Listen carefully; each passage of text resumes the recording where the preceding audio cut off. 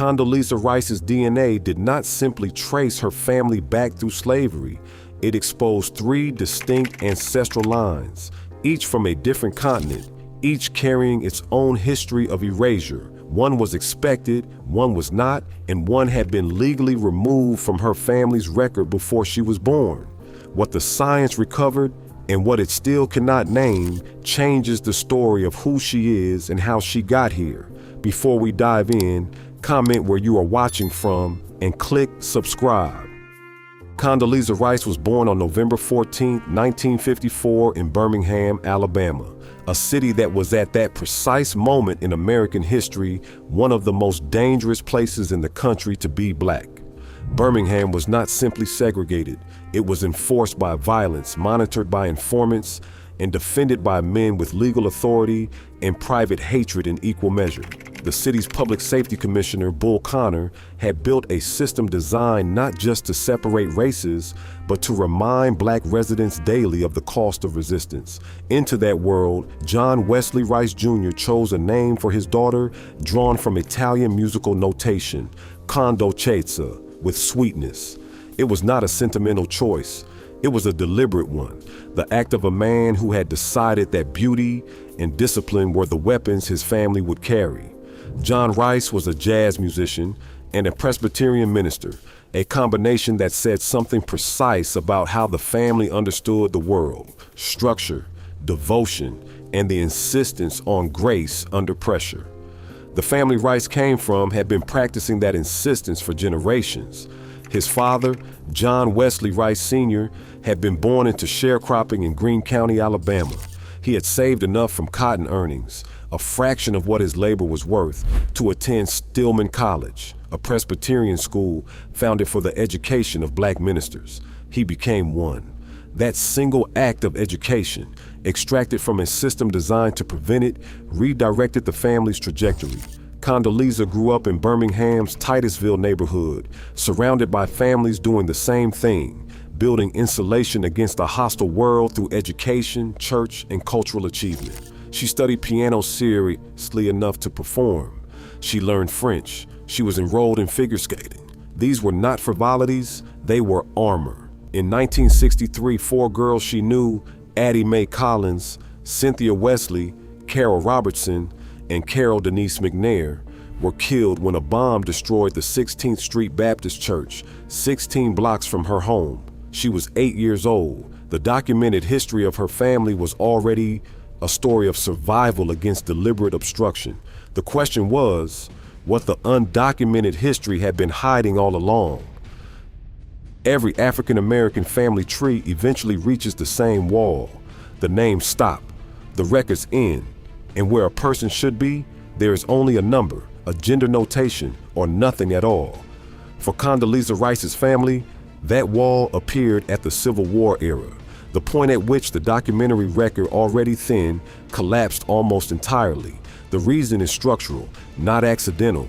Under American slavery, enslaved people were not recorded as persons. They appeared in census documents as entries under their enslaver's name, listed by age, sex, and approximate value. No surnames, no birthplaces beyond a vague regional notation, no parents, no children, no history. The 1850 and 1860 slave schedules, the most comprehensive federal records of the period, reduced human beings to columns of data that describe property, not people.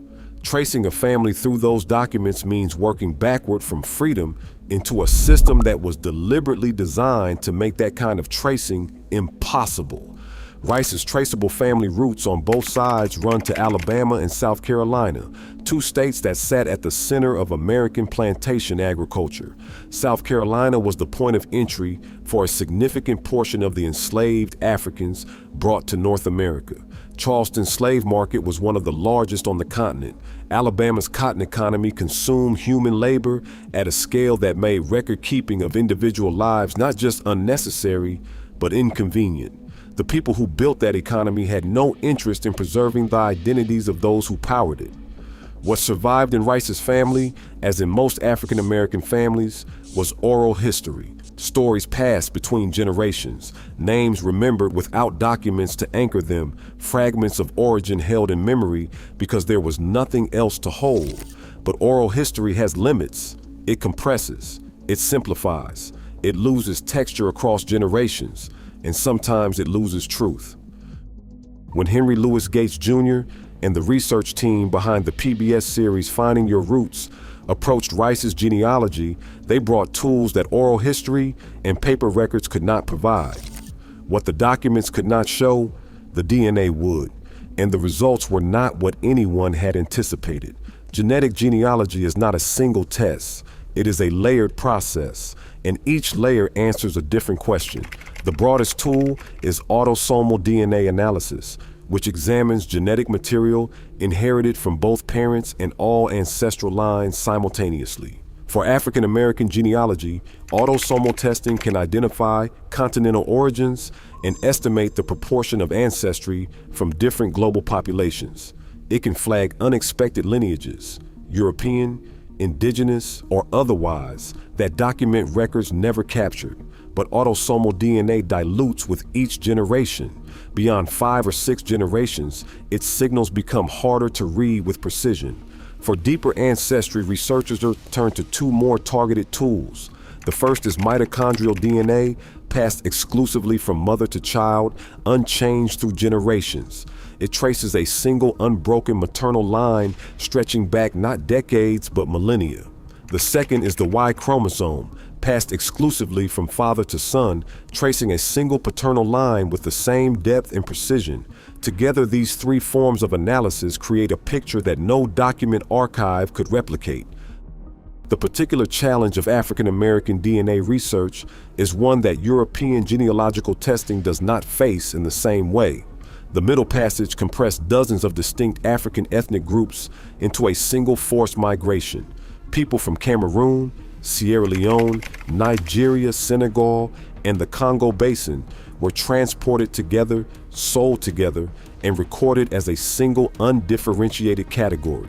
Standard population databases, built largely on European genetic data, were initially poor tools for distinguishing between specific African ethnic origins. In recent decades, expanded African genomic databases have made that distinction increasingly possible, but the work remains harder, and the margins of confidence narrower than comparable European ancestry research. For Rice's case, the research team was working against that historical compression. They were attempting to identify not just that her ancestors came from Africa, but from which specific peoples and which specific regions. They were also alert to signals outside the expected lineages that the historical record, shaped by the racial categories of American law, had either obscured or erased entirely. When the sequencing was complete, the results did not arrive quietly. They arrived with a precision that the documents had never allowed, and they pointed in more than one direction. The first results to emerge from Rice's DNA analysis pointed toward Africa specifically. This was not a finding that simply confirmed continental origin. It named peoples. A significant portion of her ancestry traced to the Tikar people of present-day Cameroon. The Tikar are not a marginal or poorly documented group. They are a historically substantial people, known across Central Africa for sophisticated political structures, skilled metalwork, and a long record of resisting external domination. Their chieftaincy systems were complex enough to have survived centuries of external pressure, including the slave trade itself. Finding a clear genetic link to the Tikar was not finding a vague regional signal. It was finding a specific ancestral community with a documented history and a living presence. A second African lineage pointed to the Mende people of Sierra Leone. The Mende are among the most heavily represented populations in the transatlantic slave trade historical record. Sierra Leone's coast was one of the primary embarkation points for enslaved Africans bound for North America, and the Mende appear in the documentation of that trade with painful frequency. The name Mende carries its own weight in American history. It was Mende-speaking captives who led the revolt aboard the slave ship Amistad in 1839. That case reached the United States Supreme Court and became one of the most scrutinized legal confrontations of the antebellum period. The geographic pathway from these findings to Rice's Alabama roots followed the documented routes of the trade, from Cameroon and Sierra Leone to the ports of Charleston, South Carolina, and Mobile, Alabama, from those ports into the plantation economies of the Deep South, from the plantation economy into the sharecropping system that Rice's grandfather had worked to escape. The chain was long, but the DNA had traced it. These findings carried a significance that went beyond genealogy. For descendants of enslaved people whose African identities were systematically stripped away and replaced with the surnames and categories of ownership, the ability to name a specific people and a specific place is not a minor discovery. It is a restoration. But the African findings were not where the analysis ended. Another part of her genome was pointing somewhere else entirely. The European ancestry in Rice's genome was not a surprise in the way that word is usually meant. It was an expected finding, expected not because it was natural or voluntary, but because of what American slavery made systematic. Roughly 35% of African American men carry European Y chromosome DNA. That figure is not a genetic accident. It is a demographic record of what happened on plantations across the American South for more than 2 centuries. What the analysis identified in Rice's case was a substantial European genetic component tracing to origins consistent with the American South.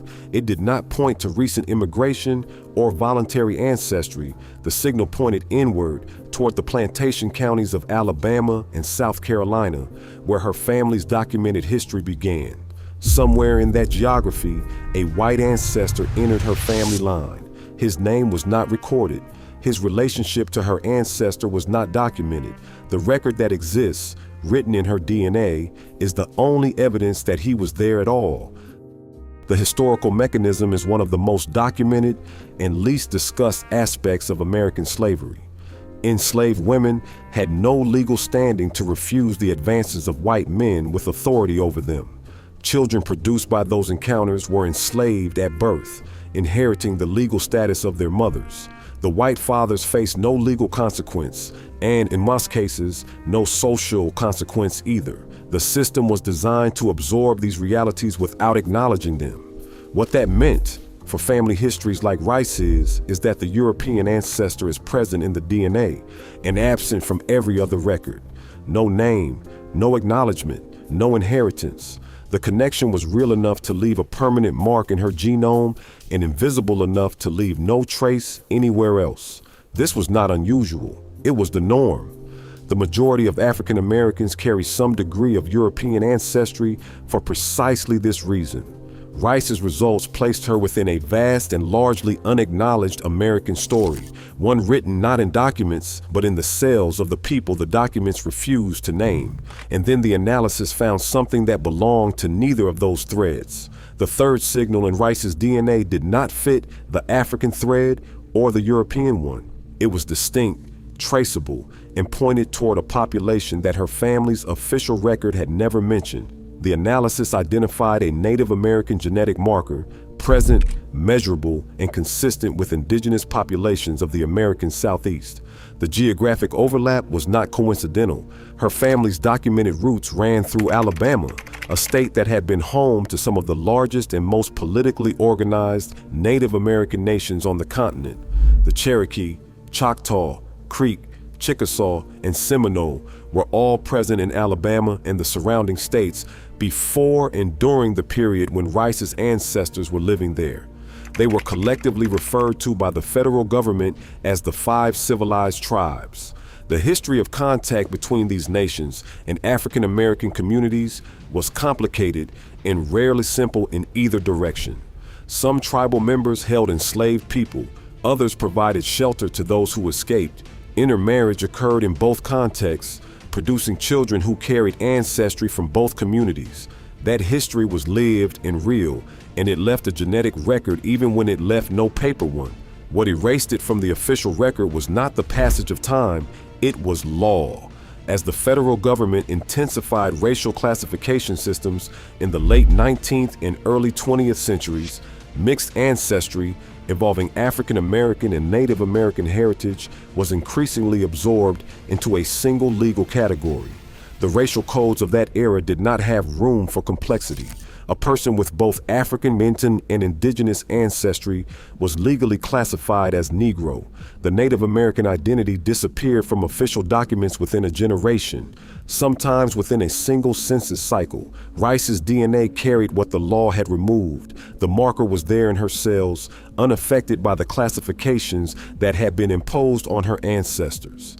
It had survived because biology does not honor bureaucratic categories. 3 distinct ancestral lines now stood confirmed: African, European, and Native American. Each had its own origin. Each had its own history of erasure, and the deepest of the 3 had not yet been fully examined. The mitochondrial DNA result reached further than any document could follow. Mitochondrial DNA traces a single line, mother to mother to mother, unbroken across generations. It does not dilute the way autosomal DNA does, and it does not recombine or shift. What it carries is a direct signal from the oldest traceable maternal ancestor in a line, a genetic echo that can reach back not decades or centuries, but millennia. When the sequencing identified Rice's maternal haplogroup, it did not simply point to a region. It pointed to a specific ancient population cluster, concentrated most densely among peoples of present-day Nigeria, Benin, and the Republic of Congo. This was the corridor. The Bight of Benin and the Niger Delta region were among the most heavily trafficked zones of the entire transatlantic slave trade. Portuguese, British, and Dutch traders operated along that coastline for more than 3 centuries, loading ships that carried millions of people to the Americas. The population clusters that Rice's maternal haplogroup matches most closely are the same populations that historical shipping records show departing those ports in the largest numbers, bound for Charleston, for Mobile, for the plantations of the Carolina Lowcountry and the Alabama Black Belt. The maternal line did not begin in Alabama. It did not begin in the slave trade.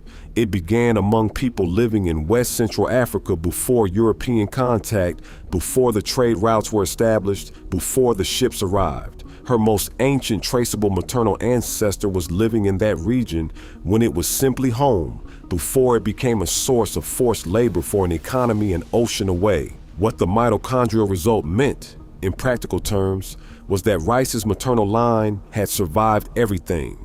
The Middle Passage, the violence of the plantation system, the legal erasure of names and origins, the compression of identity into the categories that American law required. Through all of it, the biological signal remained intact, unaltered, carrying the same code it had carried for thousands of years. Science had now traced her ancestry to 3 continents, 2 of them with specific ethnic precision.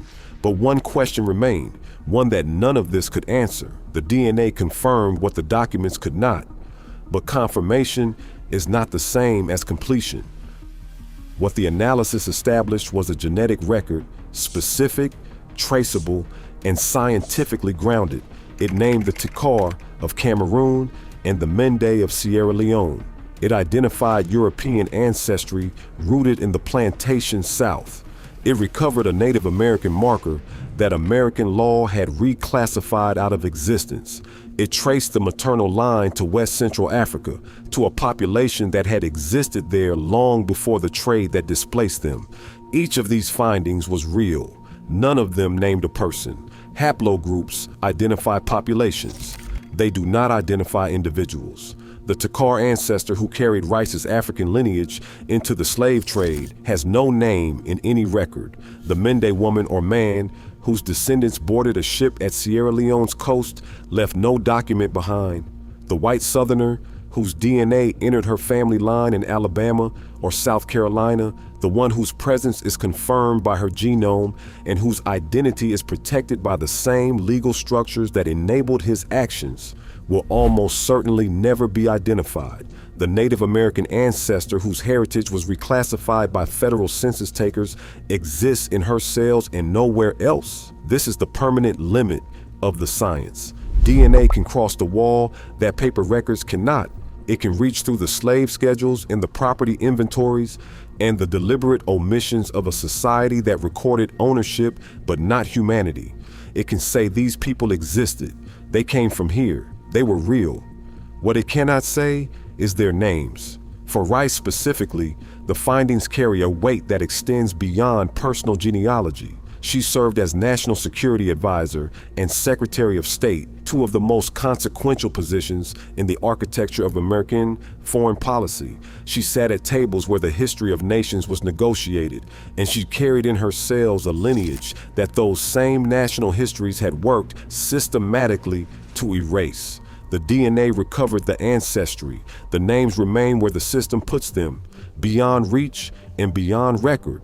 Condoleezza Rice's DNA recovered what American record-keeping was designed to prevent: specific origins, specific peoples, a lineage that survived the Middle Passage, plantation slavery, and a century of legal racial reclassification. The science named what the documents refused to, but the individuals behind those genetic markers, the actual men and women whose lives produced this inheritance, remain unnamed. That is not a gap left by time. It is a gap left by design, and no technology, however precise, has yet found a way to cross it.